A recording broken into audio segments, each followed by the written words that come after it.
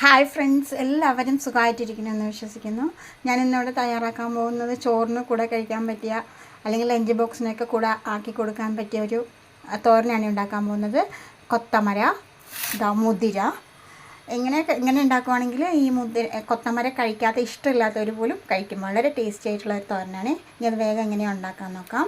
ഒന്ന് ലൈക്ക് ചെയ്യണേ, സബ്സ്ക്രൈബ് ചെയ്യണേ, തൊട്ടടുത്ത് കാണുന്ന ബെല്ലൈക്കൺ കൂടി ഒന്ന്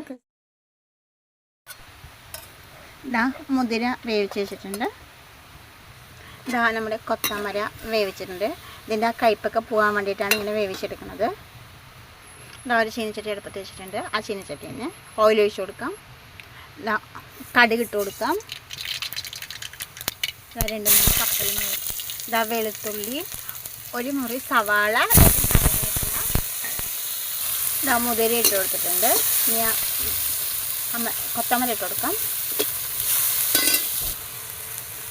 മുളക് പൊടി, മഞ്ഞൾപ്പൊടി, പാകത്തിന് ഉപ്പിട്ട് കൊടുക്കണം.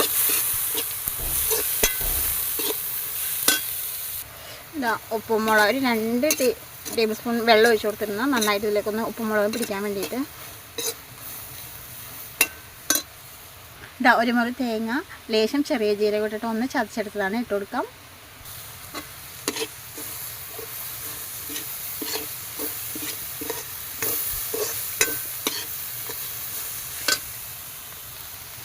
ഇതാട്ടോ നമ്മുടെ കൊത്തമര മുതിര തോരൻ റെഡിയായി വന്നിട്ടുണ്ട്. ഒരുപാട് ഗുണങ്ങൾ അടങ്ങിയതാണ് മുതിര. വളരെ ടേസ്റ്റിയാണ്, വളരെ ഹെൽത്തിയാണ് കേട്ടോ. ചോറ് കഴിക്കാനായിട്ട് ഇത് മാത്രം മതി, മറ്റൊന്നും വേണ്ട കേട്ടോ.